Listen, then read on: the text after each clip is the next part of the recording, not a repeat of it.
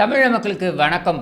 கடந்த வாரம் ஒரு காணொளி போட்டிருந்தேன். அதில் பியில் காசு பார்க்கும் கருணாநிதி குடும்பம் அப்படின்னு சொல்லி நான் போட்டிருந்தேன். அஃப்கோர்ஸ் டைட்டிலில் பியில் காசு பார்க்கும் கருணாநிதி குடும்பம் அப்படின்னு சொல்லாமல் கக்கூசில் காசு பார்க்கும் கருணாநிதி குடும்பம்னு டீசெண்டாக சொல்லியிருந்தேன். ஆனால் டீசென்சி அப்படின்றதுக்கும் இந்த கருணாநிதி குடும்பத்திற்கும் சம்பந்தமே இல்லை என்பதனால் பியில் காசு பார்க்கும் கருணாநிதி குடும்பம் என்று தான் சொல்ல வேண்டும். ஏனென்றால் அந்த கட்டண கழிப்பிடத்தில் கூட இவர்கள் காசு பார்க்கிறார்கள் அப்படின்ற நிலையில், அதுவும் கோடிக்கணக்கில், சும்மா ₹1 ₹2 இல்லை, கோடிக்கணக்கில் பார்க்கிறார்கள். அதுவும் ஒரு ஆண்டும் நூற்றுக்கணக்கான கோடிக்கணக்கில் பார்க்கிறார்கள். அந்த வழியில் இப்பொழுது 3வது நாளாக டாஸ்மாக் நிறுவனத்தில் ரெய்டு நடந்து கொண்டிருக்கிறது.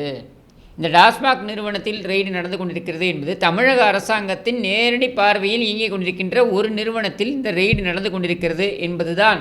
அது பற்றி எந்த ஊடகமும் பேசவில்லை. இதில் இருக்கக்கூடிய அதிர்ச்சி அளிக்கக்கூடிய தகவல் என்ன அப்படின்றத நீங்கள் கூர்ந்து கவனிக்கணும். என்ன அப்படின்னா, இந்த டாஸ்மாக் நிறுவனத்திற்கு 3 நிறுவனங்கள், பல நிறுவனங்கள் சப்ளை பண்ணுறாங்க. அதில் 3 நிறுவனங்கள் முக்கியமான நிறுவனங்களாக பார்க்கப்படுகிறது. ஒன்று ஜெகத் ரட்சகனுடைய அந்த அக்கார்டு நிறுவனம், டிஸ்டிலரிஸ் நிறுவனம், அடுத்து கல்ஸ் நிறுவனம், இன்னொன்று எஸ்என்ஜே. இந்த மூவரும் தான் 60% மேலாக இங்கே சப்ளை செய்கிறார்கள். அப்படின்ற நிலையில் இவர்கள் செய்யக்கூடிய சப்ளையில் தான் கேள்வி வருகிறது. கேள்வி என்ன அப்படின்னா, இவர்கள் கொடுக்கின்ற பாட்டில்கள், அதாவது ₹20 ஒரு பாட்டில் கொள்முதல் செய்யப்படுகிறது என்றால், அது ஒரு பியர் பாட்டிலை வைத்துக்கொள்வோம். ₹20, ஒரு உதாரணத்துக்கு சொல்கிறேன், ₹20 அல்லது ₹30 ₹40 வச்சுப்போமே, அது கொள்முதல் செய்யப்படுகிறது. மொத்த கொள்முதல் என்பதனை டாஸ்மாக் செய்கிறது. டாஸ்மாக் என்பது தமிழகத்தின் மது கொள்முதலை செய்யக்கூடிய நிறுவனம். இது மாதிரி ஒவ்வொரு மாநிலத்திலும் ஒரு நிறுவனம் கொள்முதல் செய்து கொண்டிருக்கிறது. மொத்த கொள்முதலை அரசு நிறுவனம் தான் கொள்முதல் செய்யும் மதுபானங்களை. கர்நாடகாவில் எடுத்துக்கிட்டிங்கன்னா, கர்நாடகாவுடைய அந்த அரசோடைய நிர்வாகம் தான் மொத்த கொள்முதலை செய்யும். அதுக்கப்புறம் அதை விநியோகம் பண்ணுவாங்க. அதை விநியோகம் பண்ணும்போது சில்லறை விநியோகர்கள், அதாவது இந்த கடைகள் வைத்திருப்பவர்கள். இப்போ தமிழகத்தில் இந்த கடைகள் எல்லாமே டாஸ்மாக்கே நடத்துகிறது என்கிற நிலையில், இப்போ இந்த டாஸ்மாக் கடைகளுக்கு இந்த மொத்த கொள்முதல் செய்யப்படுகின்ற இந்த மதுபான வகைகள் அனுப்பி வைக்கப்படும். இவ்வாறு அனுப்பி வைக்கப்படுகின்ற மதுபான வகைகளை தான் ஊழல் நடந்திருக்கிறது அப்படின்றது தான் குற்றச்சாட்டு. இது என்ன ஊழல் என்றால், 1,00,000 பாட்டில்கள் அனுப்பி வைக்கப்படுகிறது என்றால் 50,000 பாட்டில்கள் சட்டப்பூர்வமாக அனுப்பி வைக்கப்படுகிறது. இன்னொரு 50,000 பாட்டில்கள் கணக்கில் வராமல் அனுப்பி வைக்கப்படுகிறது. இவ்வாறு அனுப்பி வைக்கப்படுகின்ற பாட்டிலுக்கு வருகின்ற வருமானத்தை கருணாநிதி குடும்பம் எடுத்து செல்கிறது அப்படின்றது தான். இதை கச்சிதமாக கொண்டு போய் சேர்ப்பது யார் அப்படின்னா, நம்ம ₹10 தியாகி செந்தில் பாலாஜி. அதனால்தான் செந்தில் பாலாஜிக்கு உச்சபட்ச மரியாதை. வாரத்திற்கு ₹250 கோடி கப்பம் கட்டப்படுகிறது ஒரு துறையிலிருந்து மட்டும், அது டாஸ்மாக் துறையிலிருந்து மட்டும். இதை தவிர்த்து மின்சாரத்துறையில் ஏகபோக ஊழல், அது தனியாக வச்சுப்போம், ஒரு நாள் பேசுவோம். ஆனால் இதில் மட்டும் இப்படி நடக்கிறது. இப்போ கேள்வி என்னென்னா, இவ்வாறு அனுப்பப்படுகின்ற இந்த 50,000 பாட்டில்கள் இருக்கு இல்லையா, அதாவது கணக்கில் வராமல் அனுப்பப்படுகின்ற பாட்டில், இது டாஸ்மாக் ஊழியர்களுக்கே தெரியாது. அவங்க என்ன பண்ணுவாங்க, எங்களுக்கு கணக்கு வந்துருச்சு. ஒரு கடைக்கு உதாரணத்திற்கு இன்றைக்கி திங்கக்கிழமை 100 பாட்டில்கள் வந்துருச்சு, 100 பாட்டில்கள் வந்துருச்சு கணக்கில் எழுதிடுவாங்க. 100 பாட்டில்களிலிருந்து இவர்கள் விற்பனை செய்யக்கூடிய பணமும் கொடுக்கப்பட்டுவிடும். யாருக்கு? டாஸ்மாக் நிறுவனத்துக்கு கொடுக்கப்பட்டுவிடும். ஆனால் டாஸ்மாக் நிறுவனம் என்ன செய்யும், எங்களுக்கு வந்தது 50 பாட்டில்கள் தான், கணக்கில் வந்தது 50 பாட்டில்கள் தான் அப்படின்னு இந்த தொழில் கூடங்களுடன் ஒரு ஒப்பந்தம் போட்டுக்கொள்ளும். அப்போ அவங்களுடைய பில்லு 50 பாட்டில்கள் தான். நான் கொடுத்ததே 50 பாட்டில் தானே, நான் காட்டுற பில்லு 50 பாட்டில் தானே. அப்போ 50 பாட்டில் தான் நான் கணக்கு போடணும். அப்போ அந்த இன்னொரு 50 பாட்டில் அதை தனியாக எடுத்து செல்வோம். யாருக்கு? உதவாநிதிக்கு எடுத்து செல்வோம். அடுத்து இன்பநிதிக்கு எடுத்து செல்வோம். அடுத்து அதுக்கு ஒரு உதவாக்கரை பிறக்கும், அதுக்கு எடுத்து செல்வோம். அடுத்து கருணாநிதி குடும்பத்தில் இருக்கக்கூடிய 50 தலைமுறைகளுக்கு எடுத்து செல்வோம். இந்த பாவப்பட்ட காசை வைத்துத்தான் இந்த குடும்பம் வாழ்ந்து கொண்டிருக்கிறது. இப்போ இல்லை, நான் சொல்கிறது 1967 இந்த குடும்பத்தில் எவனும் உழைச்சது கிடையாது. இந்த கேடுகட்ட குடும்பத்தில் எவனும் உழைத்தது கிடையாது, எவனுக்கும் திறமையும் கிடையாது. அல்லது திறமை என்ன அப்படின்னா, இது எதுவுமே சமூகத்திற்கு ஒத்து போகின்ற திறமையாக இருக்காது. இதுதான் இங்கே நடந்து கொண்டிருக்கிறது. இதைத்தான் பிடிஆர் பழனிவேல் தியாகராஜனுடைய மகன் அவர் ரொம்ப தெளிவாக சொன்னார். என்ன சொன்னார்? 30,000 கோடி அடிச்சுக்கிட்டு இருக்கான். யார்? மகனும் மருமகனும். அவனுங்களுக்கு அந்த காசை எங்கே வைக்கிறதுனே தெரியல. இவனுங்களுக்கு எதை எங்கே வைக்கிறதுனே என்றைக்குமே தெரிஞ்சது கிடையாது. அதனால தான் சமூகத்தில் பாதி பிரச்சனை. ஆனால் இதையெல்லாம் தனியாக பேசுவோம். இப்போ விஷயத்துக்கு வருவோம். இந்த குடும்பம் இந்த 50,000 பாட்டில் இருக்கு இல்லையா, இப்போது அவன் கொடுக்கறது என்ன? பில்லு எல்லாம் கொடுக்க போகிறான்.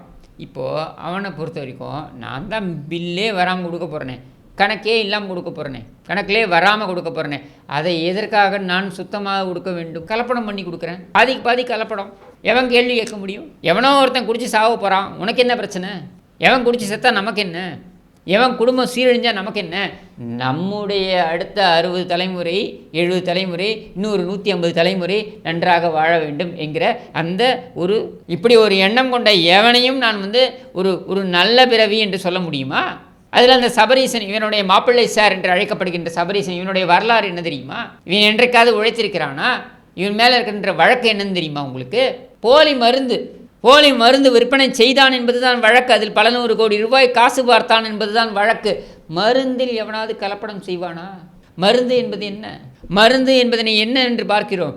நம்மை குணப்படுத்துவதற்காக அப்படின்னு நம்பிக்கையுடன் செல்கிறோம். ஒரு மருத்துவரிடம் எதற்கு செல்கிறோம்? ஒரு மருத்துவரை கடவுளாக பார்ப்பது ஏன் என்றால், நமக்கு ஒரு உடல் உபாதை, ஒரு பிரச்சனை என்றால் நம்ம அவரிடம் செல்கிறோம், நம்பிக்கையுடன் செல்கிறோம். நம்மை அவர் குணப்படுத்துவார் என்பதற்காக செல்கிறோம். அந்த மருந்திலேயே ஒருவன் கலப்படம் செய்கிறான் என்றால் அவன் எவ்வளவு கேவலமான பிறவியாக இருப்பான் யோசித்து பாருங்கள். எவ்வளோ ஒரு கேவலமான ஜென்மமாக இருப்பான் யோசித்து பாருங்கள். அப்படியான ஒரு கேவலமான ஜென்மம் தான் இந்த சபரீசன். குடிநீரில் மலம் கலப்பவன் இழிபிறவி, மருந்தில் கலப்படம் செய்பவன் இழிபிறவி, மக்களுடைய நம்பிக்கையை அசிங்கப்படுத்துபவன் இவர்கள் எல்லாரும், உணவில் கலப்படம் செய்பவன் இழிபிறவி. இவர்கள் எல்லோரும் நம்முடைய நம்பிக்கையை கொச்சைப்படுத்துகிறார். விருந்தோம்பல் என்பது தமிழர்களுடைய பண்பு. அந்த பண்பையே கொச்சைப்படுத்துகின்ற கேவல பிறவிகள் இவர்கள். அதிலேயே ஆதாயம், அதிலேயே காசு. உனக்கு தான் பாட்டிலுக்கு 10 ரூபாய் வருது, அந்த பாட்டிலுக்கு 10 ரூபாய் பத்தாதாம். அதனால் பாதிக்கு பாதி பாட்டிலை திருட்டுத்தனமாக கொண்டு வந்து வெளிச்சந்தையில் விற்பது, அல்லது விற்றுவிட்டு அந்த காசை தனியாக எடுத்துக்கொள்வது. எவ்வளவு கேவலமான ஒரு வழிமுறை! ஏண்டா அவங்களுக்குலாம் உரைக்காதா? இவ்வளவுலாம் சம்பாதிச்சு என்னடா பண்ண போகிறீங்க? அதை கட்டுறவன் யார்? அதை கொடுக்குறவன் யார்? ஸ்கூல் ஃபீஸுக்கு இருந்த பணத்தை கொண்டு வந்து குடிச்சிட்டு போகிறான். ஒரு நாள் முழுக்க உழைச்சவன் அவன் ஒரு பாட்டிலை வாங்கி குடிச்சுட்டு நம்மளால் ஒரு 6 மணி நேரம் தூங்கலான்ட்டு போகிறான். மூட்டை தூக்குறான். அவன் மூட்டை தூக்கணும், அந்த வலியை தாங்க முடியாதுன்றதுக்காக காலையில் வாங்கி குடிச்சிட்டு போகிறான். இப்படியாகப்பட்ட வரக்கூடியவர்கள் அவர்களுடைய மனச்சுமையோ அல்லது உடல் சுமையோ இதையெல்லாம் அவர்கள் இதிலிருந்து ஒரு விடிவு கிடைக்கும் என்று வரக்கூடிய அந்த பணத்தில் கை வைக்கிறியே, இதை விட ஒரு கேவல பிழைப்பு இருக்க முடியுமா? நீ எல்லாம் உயிருடன் இருக்க வேண்டுமா? இதையெல்லாம் மக்கள் யோசிக்க வேண்டாமா? எதில் திருடுறதுன்னு ஒரு விவசாய இல்லையாண்டா?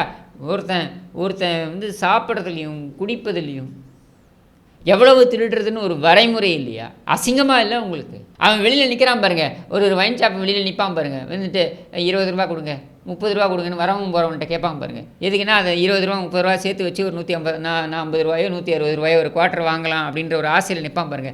அவனுடைய பிழைப்பை விட கேவலமான பிழைப்பு உன்னுடைய பிழைப்பு. இதுக்கு எதுக்கிட்ட அவனுக்கு நீங்கள்லாம் வெள்ளையும் சொல்லையுமா சுற்றுறீங்க? இதில் பெருமை பீத்தல் வேறு. இன்னும் சொல்லணுன்னாக்கா இன்னும் கேவலமாக அசிங்கமாக திட்டணும், தரக்குறைவாக திட்டணும்னா இதில் பெருமை கருணாநிதி வேறு. 15 கோடி ரூபாய்க்கு வாட்சு, 4 கோடி ரூபாய்க்கு காரு.